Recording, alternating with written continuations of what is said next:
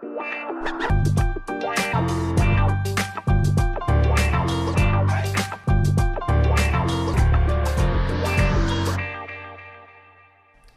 you know there is a dish in Botswana called mokoto? Yes, and this dish is meant to be consumed only by the men. Exactly, just the men of the house can consume mokoto, even though it's an amazing dish, eh?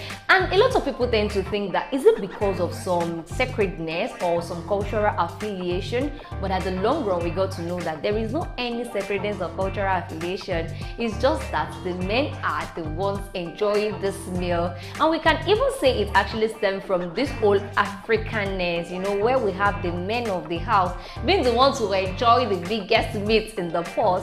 And this particular dish is now acknowledged right now for everybody to continue enjoying it, and that's the reason I want to teach you how to make this amazing dish, because it is and you're gonna love it. So in Botswana only men take it, but now a lot of people can take it, but now we need to learn about it, how to make it, the recipe, the ingredients, and every other things you need to know about this dish. I am the only sexy sugar mommy of Lagos, Ayomikun, taking you through the best and best of lifestyle tips on this platform. We must learn by fire, by thunder. If you get to subscribe to the channel, please do that right now, and make sure you follow every of our social media platforms. Thank you.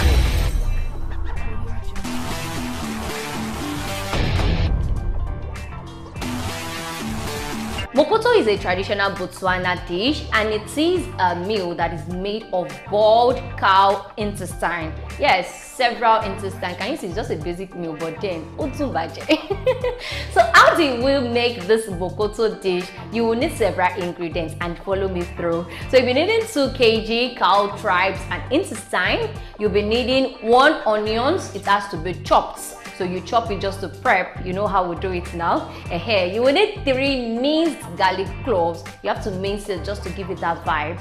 And you will also be needing 1 can of tomato paste, fresh tomato, 2 teaspoons of curry powder. You'll be needing 1 tablespoon of ground coriander. One thing I forgot to say earlier is that we have a lot of spices in this meal. A lot.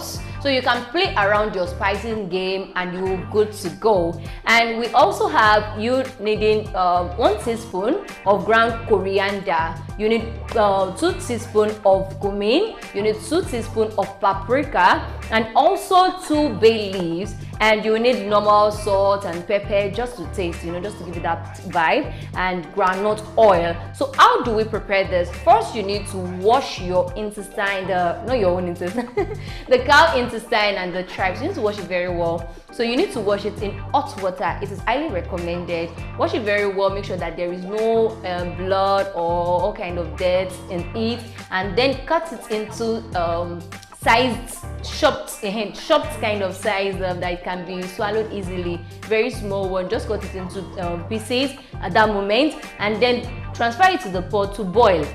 So at the point of boiling it, you can just add normal seasoning, not too much of seasoning, and you set that aside.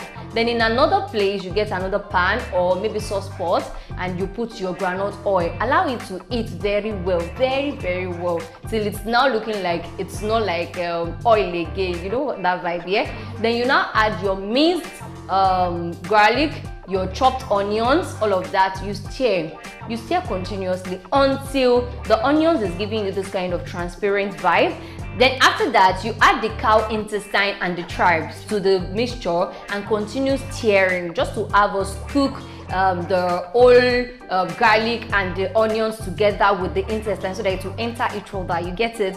And now you now pour the beef stock. The essence of the beef stock is just to add some level of spice again, because at the point of you seasoning your beef while cooking, you're already spiced it up, and to some extent to add some aroma. Exactly. And now add the cumin, the coriander, the curry, the paprika, the bay leaf, all of the spices that you can play around. I don't know, some people might actually want to add oregano and every other spices you feel like you're good to go. So, and after that, add your tomato paste and the diced tomato. The diced tomato just to give you another vibe of sweetness. I love it that way, Sha, and you will like it too. So add everything together and stir up. Then wait for about 5 to 15 minutes. Let's say 10 to 15 minutes here.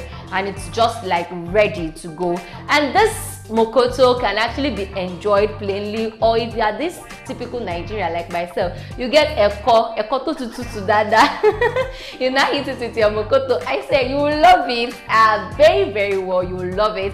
And that is me teaching you how to make mokoto. And now it's not only men that can enjoy it, women can enjoy, everybody can enjoy it. Short. And until next time that we'll be meeting again, please all have a tranquil day and be good.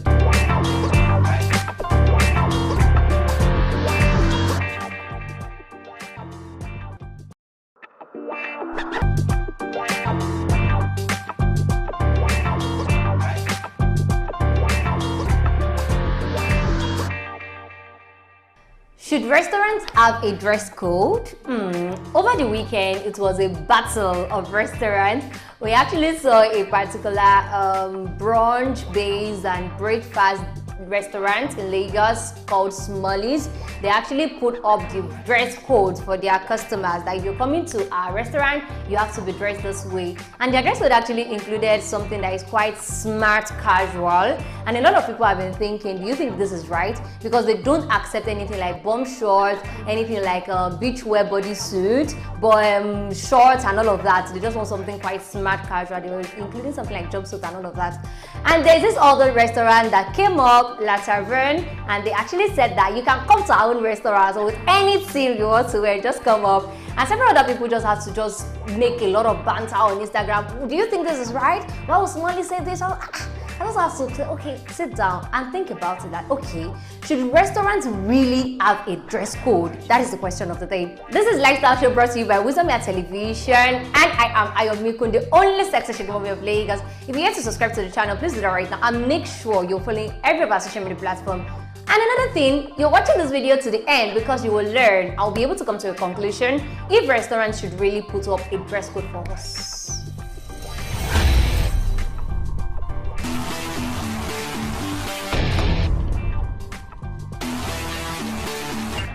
So I would just say initially that if it were to be that they want to put a dress code, then it's depending on where the restaurant is and what is it is about.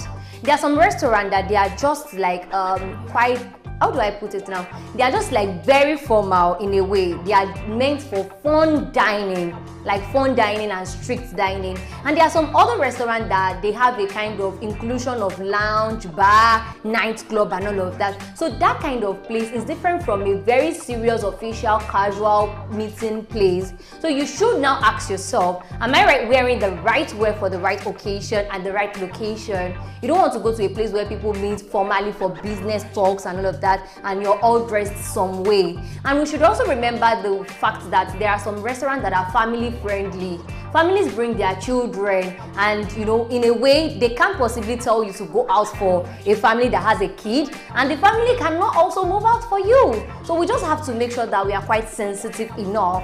And another question that can be raised on going to restaurants and you feel like, should they try to be policing me? Exactly. Several people have asked that when it comes to what I'm wearing, should I be policed, especially women?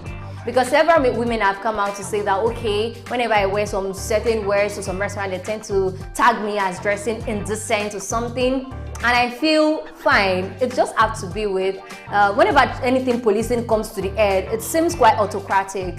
I'm an adult and I'm coming to a place to dine, to, you know, to buy from you, patronize you. And you can't just tell me this is what I have to wear, not like a uniform. It's quite funny, yeah? And in another way, several people feel like, will you tell me that what I'm wearing to your restaurant is the determinant of how you attend to me? And if you now start to pick out what I have to wear, then you're making me remember when I was in secondary school, when the principal or the headmistress or the teachers would have to measure our skirts, how tight it is. Am I in secondary school? I'm an adult. So, and now what's your justification of indecent? Is it how short? How short is short? Do I have to expose cleavage or not expose cleavage? Does it have to be tight or not tight? So your definition might be different from my own definition. So that is why I feel like policing people on what they are wearing is quite not, it's not relevant to some extent. Another question raised from all of the commenters and most that I was able to gather together was that, can restaurants legally do that? Of course, yes. A restaurant can decide what sits well with them.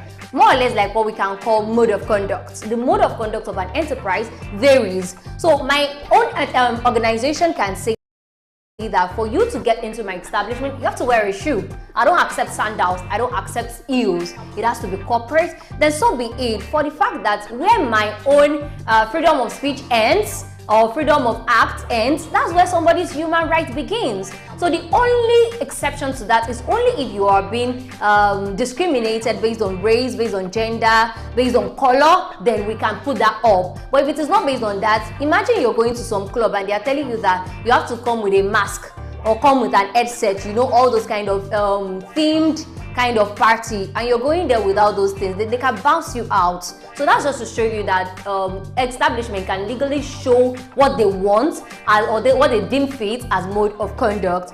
And conclusively, I would just say that these people are just trying to weed off some certain customers by trying to be policed kind of way. And in another way, I feel they are just not getting the right market strategy. They can actually create a room for the ones that want to do shaku shaku and give the ones that want to do formal their own way. You don't choose for people what to do. You can see that Tyrant is having a good market strategy. Shebi Smalley say you should not come to their own. If you are wearing this kind of way, come to us, come to daddy. So that's my own submission. If you feel like you have a contrary submission, you can actually show me in the comment section, and make sure you're sharing this video and also dropping your comments. I would really appreciate that. Follow, like, and always subscribe to our channel. Also, next time that I'll be meeting, Sugar Mommy of Lagos is saying bye. Audio Jungle.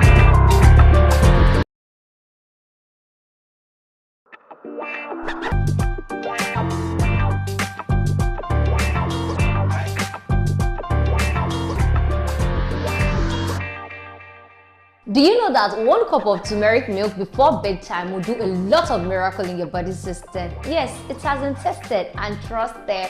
So if you're planning not to watch this video to the end, then you're on a long thing, because you have to watch it to the end, and we have to live our healthy lifestyle together. When we talk about turmeric milk, it is the most healthy concoction that you should always take, because it has in it packed with curcumin, and curcumin produces antioxidant that is good to clear all kind of inflammatory. It boosts the immune, among other things.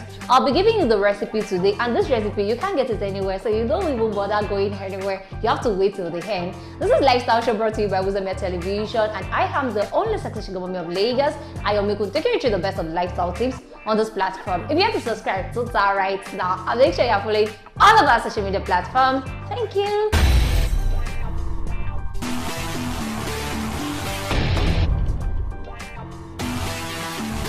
So turmeric milk and its miracle. Mixing curcumin with milk would actually help the absorption of the curcumin into the tissue more efficiently and easier. So when we talk about turmeric milk, turmeric in itself is a fat soluble, and it is much better absorbed when it has a kind of a milk added to it. I know a lot of people would not want to go with dairy products, maybe because they are watching one way or because of some health factor. Then you can go with almond milk or coconut milk.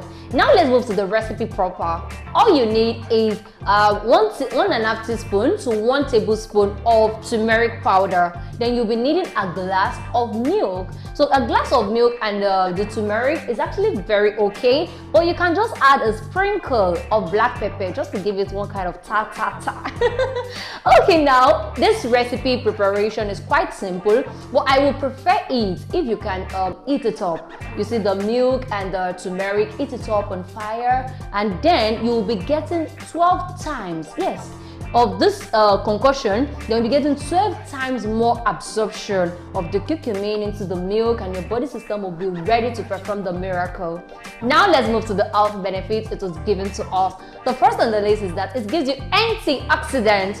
Turmeric is so rich in antioxidants, and antioxidant has the major property of helping to get rid of all kinds of free radicals. You know, there are some times when free radicals build up too much in the body system, it tends to lead to the damage of the cell, lead to cell damage. So antioxidant will help to prevent or delay the damage of the cells, because we need to get rid of the free radicals, and turmeric milk would do justice to that.